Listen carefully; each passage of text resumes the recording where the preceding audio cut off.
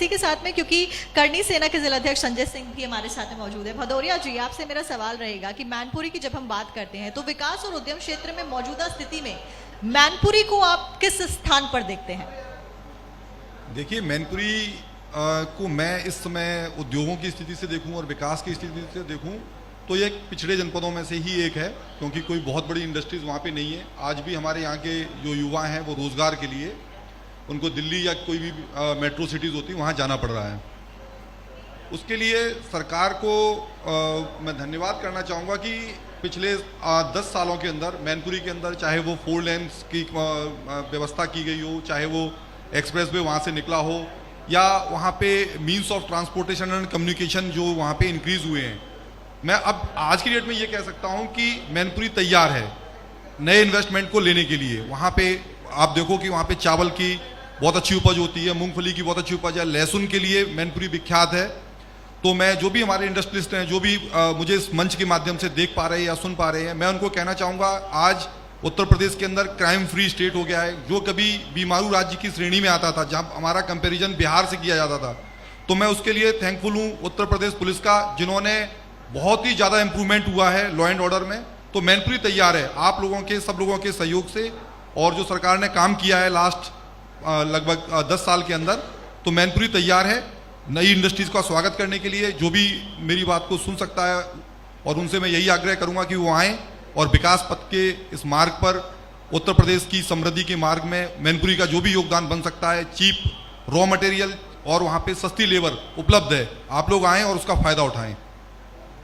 और इसी के साथ में आगे बढ़ते हैं। अगला सवाल मेरा सुकेश यादव जी से रहेगा। चांसलर जेएस यूनिवर्सिटी से आप हैं, युवाओं के साथ में आपका इंटरेक्शन रोज रहता है और प्रधानमंत्री नरेंद्र मोदी हर प्लेटफॉर्म पर, चाहे वो नेशनल हो इंटरनेशनल हो, युवा प्रधान देश का जिक्र हमेशा करते हैं। इस बीच नेप 2020 लाई गई, यानी कि न्यू एजुकेशन पॉलिसी। किस तरीके से आप इस पॉलिसी को देखते हैं और कैसे इम्प्लीकेशन इसका आपकी यूनिवर्सिटी के स्तर पर किया जा रहा है? ये जो न्यू एजुकेशन पॉलिसी 2020 है, इसको हमने तुरंत ही लागू कर दिया था, क्योंकि शासन की ये मंशा थी उत्तर प्रदेश सरकार की, और विभिन्न योजनाओं के माध्यम से वहाँ पर पहले हमारी अपर मुख्य सचिव थी मोनिका एस गर्ग, तो उन्होंने शासनादेश जारी किए, उसके तहत ही इसको कर दिया। तो भारत सरकार और मोदी जी के नेतृत्व में ये जो बनी है 2020 न्यू एजुकेशन पॉलिसी, इसमें कई प्रकार के उद्देश्यों में परिवर्तन किया गया है कि जिसमें मान लीजिए कोई भी साइंस फैकल्टी का छात्र है और वो अपनी साइंस के साथ साथ यदि उसका मन आता है कि ह्यूमैनिटीज़ के भी किसी सब्जेक्ट को पढ़ सकते हैं, तो उसको पढ़ने की छूट दी गई है। वो इतिहास है, सोशोलॉजी है, इकोनॉमिक्स है, इनमें भी वो कर सकता है। तो इसलिए न्यू एजुकेशन पॉलिसी बहुत ही बेहतरीन है, जिसके आधार पर आदमी अपनी धारा के अतिरिक्त दूसरे सब्जेक्ट्स में भी कर सकता है, और हमारे विश्वविद्यालय ने इसको समय रहते लागू कर दिया है और हम ये प्रयास करते रहते हैं। अभी हमने पिछले 16 और 17 तारीख को इंटरनेशनल सेमिनार का आयोजन किया था, जिसमें फिजिकल रूप से हम लोगों ने दुबई से, जापान से प्रोफेसर्स बुलाए थे और उनके माध्यम से अपने बच्चों को, टीचर्स को, सबको ये महत्वपूर्ण शिक्षाएं दिलवाई। अच्छा सुकेश जी, एक और सवाल मेरा इसी कड़ी में रहेगा आपसे कि जब हम एजुकेशन की बात करते हैं तो एजुकेशन के साथ साथ में कई और चीज़ें भी साथ साथ चलती हैं। आपने एजुकेशन पॉलिसी का जिक्र किया, लेकिन कई सारी को करिकुलर एक्टिविटीज़ भी एक ओवरऑल जो ग्रूमिंग होती है स्टूडेंट्स की है, वो उसमें कंट्रीब्यूशन देती हैं। सारी चीज़ों पर देखते हैं, जितनी भी आप जो कहना चाह रहे हैं पाठ्येतर सहगामी क्रियाएँ हैं, जिसके साथ साथ छोटे छोटे इन्वॉल्वमेंट होते हैं एजुकेशन डिप्लोमास के, खेल की खेल जो विभिन्न प्रकार के होते हैं। हम लोगों ने अपनी जेएस यूनिवर्सिटी में भी सारी चीज़ें बना रखी हैं। हमारे पास आउटडोर स्टेडियम भी हैं और इंडोर स्टेडियम भी हैं, उनमें हम पूरा कार्यक्रम कराते हैं। और फरवरी में एनुअल स्पोर्ट्स मीट्स होती है, जिसके द्वारा सारे छात्र जो इसमें इंटरेस्ट रखते हैं उसमें पूरा का पूरा किया जाता है। फरवरी में बड़े लंबे प्रोग्राम कराए जाते हैं, जिसमें अधिकांश और हर फैकल्टी के छात्र उसमें हिस्सा लेते हैं। और बहुआयामी प्रतिभा के निखार के लिए विश्वविद्यालय अपना पूरा योगदान करता है, पूरा काम करता है। आपका योगदान सराहनीय है, बिल्कुल। और इसी के साथ में असीजा जी से मेरा एक सवाल रहेगा यहाँ पर।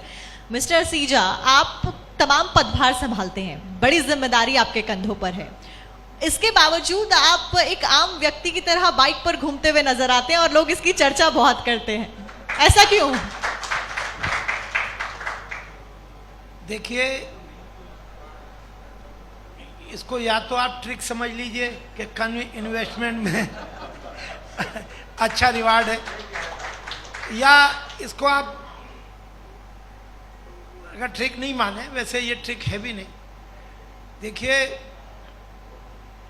मैंने जब सार्वजनिक जीवन में प्रवेश किया तो जिन लोगों से मैंने काम करना सीखा, तो क्या होता है कि सूर्य का जब उदय होता है तो रोज शाम को वो अस्ताचल में जब जाता है तो सबको एक बहुत क्लियर मैसेज देता है कि सृष्टि में सूर्य से अधिक कोई तेजस्वी नहीं है।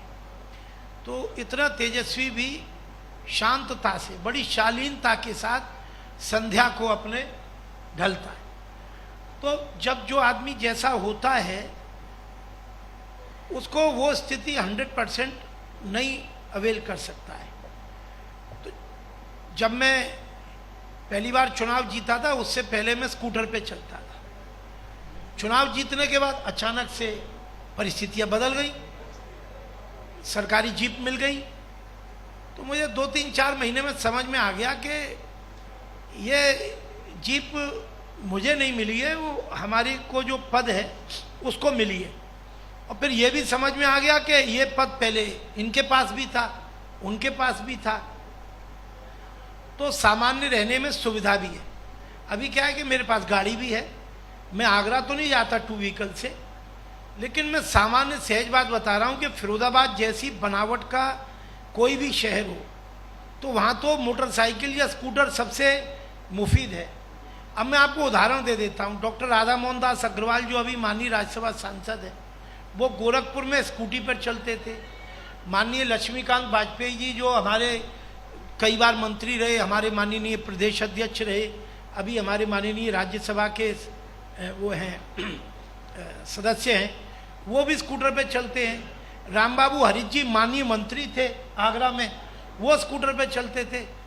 तो आप स्कूटर पे चलने वाले को अच्छा मत मानिए, ये उसी की सुविधा के लिए वो करता है, बाकी तो ये बहुत सामान्य प्रैक्टिस है। हाँ, ये जरूर है कि शुरू में झिझक लगती होगी किसी को, वरना आप जितना सामान्य रहेंगे। शेक्सपियर के नाटक का एक उदाहरण है कम टू द लेवल। आप जिस समाज, जिस परिस्थितियों में अपना रहना, उठना, बैठना, बोलना, चालना बनाते हैं, अगर आप उसी के स्तर पर रहेंगे, जिसको हम लोगों में जैसा देश वैसा भेष कहा जाता है, ज़्यादा आसान है।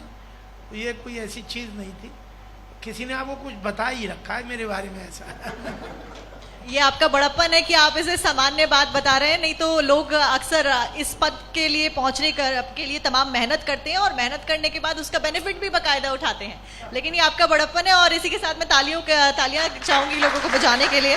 और क्योंकि हमारे साथ में शंकर सिंह भदौरिया जी भी मौजूद हैं, आपके एक्सपीरियंस के बारे में बात की जाए तो कई सारे काम आपने किए हैं, जिसमें से सेना में अपनी सेवा देना एक अहम काम था। जब सेना में आप जाते हैं तो एक डिसिप्लिन आपकी लाइफ में आ जाता है। उस डिसिप्लिन की जब हम बात करते हैं तो आप मैनपुरी के विकास में और तमाम जो विकास की चीज़ें की जा रही हैं उसमें कैसे इम्प्लीकेट करते हुए देखते हैं, और वो सेना का एक्सपीरियंस किस तरीके से आपके इस वक्त काम आता है? देखिए, अनुशासन तो जीवन का अभिन्न अंग है, चाहे वो सैन्य बल हो, चाहे वो पुलिस बल हो, चाहे वो हमारे जीवन में जीने की कला हो। इवन हम अब परिवार में रहते हैं तो परिवार में भी अनुशासन का बहुत बड़ा रोल होता है। हम अपने बच्चों से भी कहते हैं कि अनुशासन में रहिए। हमारे साथ मौजूद हैं सुकेश जी, उनको पूछिए विद्यालयों के अंदर सबसे बड़ी चीज़ क्या सिखाई जाती है? अनुशासन। अगर जहाँ पे अनुशासन होगा वहीं पे विकास होगा, जहाँ पे अनुशासन होगा वहीं पे लॉ एंड ऑर्डर मजबूत होगा, जहाँ पे अनुशासन होगा वहीं पे आप देखिए जीवन के हर पहलू में, चाहे वो हमारा जीवन जीने की कला हेल्थ हो सकती है, वो हमारी वेल्थ हो सकती है, कुछ भी हो, जहाँ पे अनुशासन होगा समृद्धि वहीं पर आएगी। सेना में कार्य करने से पूरा जीवन चेंज हो जाता है। जब चाहे वो कोई भी सैन्य बल हो, कोई भी सर्विस हो, जो भी विशेष तौर पे फोर्स से संबंधित हो, तो हम लोग वहाँ पे बिल्कुल एक छोटे रॉ मटेरियल की तरीके से जाते हैं और वहाँ पे हम लोगों को तैयार किया जाता है ताकि हम अपने पद के हिसाब से वहाँ पे काम कर सकें, आने वाले चैलेंजेस को स्वीकार कर सकें और उन चैलेंजेस को स्वीकार करते करते अपने जीवन में बहुत सारी चीज़ें बदलाव लेके आती हैं। जब हम वहाँ से लौट कर आते हैं तो हम देखते हैं कि हम समाज का एक हिस्सा हैं। जब हम समाज के उस हिस्से में अनुशासन को इम्प्लीमेंट करना चाहते हैं तो लगता है कि अगर ये चीज़ इम्प्लीमेंट हो जाए तो हमारे समाज का, हमारी जितनी भी राजनीतिक व्यवस्थाएं हों, सामाजिक व्यवस्थाएं हों, चाहे वो हमारे कोई भी पहलू हो जीवन के, हर जगह पे ये अनुशासन काम आता है।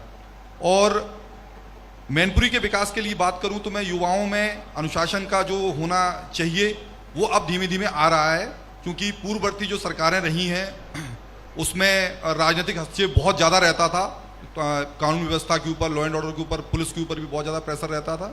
धीमे धीमे इन चीज़ों को देखते हुए गुंडागर्दी कम हुई है, तो युवाओं को भी जो उनके रोल मॉडल्स थे, जब उनके रोल मॉडल्स कौन हुआ करते थे, पहले माफिया टाइप के लोग उनके रोल मॉडल्स होते थे, वो रोल मॉडल्स चेंज हो रहे हैं, उनका मन जो है वो चेंज हो रहा है, उनका मन नए नए आइडल चुनना है जो विकास के लिए अग्रसर हैं, वो चाहे हमारे नेता हों, चाहे वो हमारे यहाँ पर अभिनेता हों, चाहे वो हमारे यहाँ पे काम करने वाले युवा उद्यमी हों, उनको वो अपना मॉडल मान रहे हैं।